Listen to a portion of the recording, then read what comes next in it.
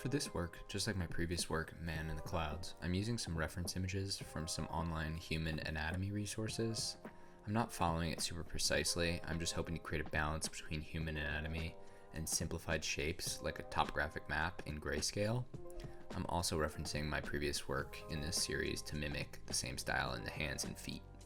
Now that I have the drawing done on my iPad, it's time to get it onto the canvas. This painting is very symmetrical. There's a few ways of getting this drawing directly to the canvas. You can use a projector, which I sometimes use for my larger canvases and murals. In the case of this size canvas at 12 by 24, it makes more sense to just use a stencil and some graphite transfer paper. And with some movie magic, I'll have that up on the canvas in no time. Now we'll take the graphite transfer paper, place that underneath. Once it's underneath, I'll use a pen to go over the whole entire drawing, and we'll remove the stencil and we'll be ready to go. As I just said, I'm following the stencil I created using posterize setting on Adobe PDF to print it out in a standard printer.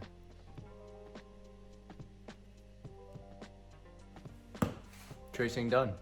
Time to paint. Now for by far the most time-consuming part of the process. I have added a bird's eye view of my palette to this shot so you can get a sense of my simple but effective mixing technique for this painting. You may notice that I sometimes mix the titanium white and carbon black in the same paint puddle as a previous shade. This is so I can bump the shade up or down when the body part has a slow transition gradient. This is me painting at regular speed or 3,800% slower. I decided in the beginning that the lighting of this character would follow some lighting rules and break others for composition purposes. For the most part, the light is coming from the left side of the canvas, lighting the left side of the character, and casting the right side in somewhat of a shadow. The rule does not apply to the whole body. Some portions are lit from the front, because I said so. It looks better that way, I promise. In total, I would say this took about 4.5 hours to paint, give or take. Also, I want to apologize for all the flickering during these time lapses. I like to paint in natural light, but time lapses do not agree. I'll figure a solution out for a future video. Next, I start the masking process to paint the background, starting with the head. Same as previous works, the head will be leafed in rose gold. I'm using one of my favorite tools, my Cricut Maker. You can see me here setting up the vinyl and launching the extremely unreliable software to cut the circle to the exact dimensions I need. This is a million times better than cutting the stencil by hand and far more accurate when it works.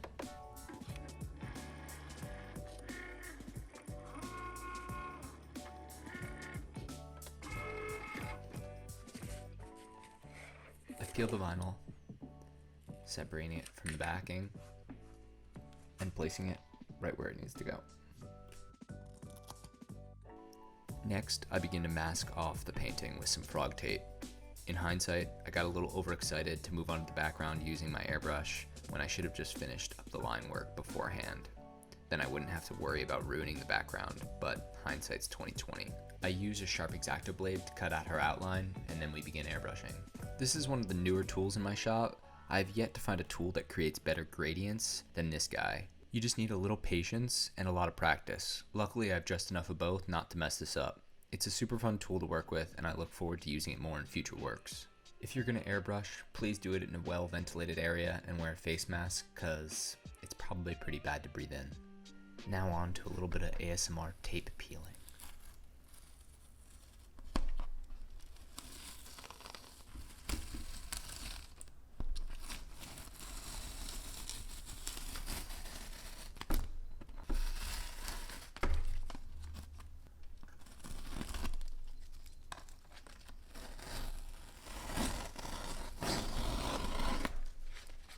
I don't know why I enjoy this so much, but just let me have my moment, okay?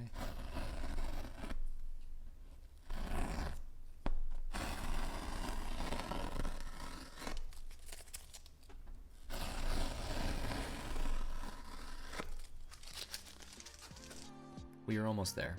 I forgot to take a video of me applying the stencil and the glue, but you've seen it before. I just used the remaining portion of the circle stencil that you saw me cut out earlier, and a bit of leaf glue. Waited an hour, and now you're caught up. This takes 2 applications to make sure the leaf is even, so here you see me adding glue and doing the process again. Another hour goes by, and it's time to apply a second layer of leaf. Very exciting. As you'll see in a second, I'm pushing pretty hard with this brush to make sure that the leaf goes into the canvas and is really stuck. Otherwise, when I peel off the stencil, the leaf will go with it, which does happen a bit, as you'll see in a second, but I fixed it. Don't worry.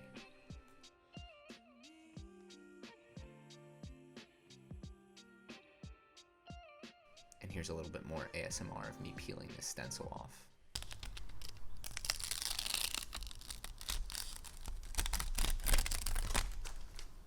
Man, that never gets old. Okay, now back to the line work. We're in the home stretch, and we're going to be using an extremely tiny brush, the size of a bee's toupee if a bee ever needed such a thing.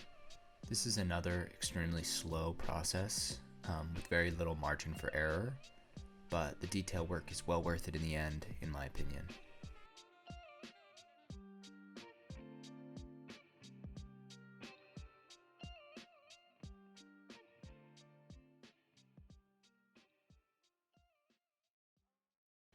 Before I show you the final result, I just wanted to thank you for watching this video to the end. If you enjoyed the video, please consider hitting that subscribe button and turning on the notification bell. It helps this channel grow and lets you know when new videos like this one come out.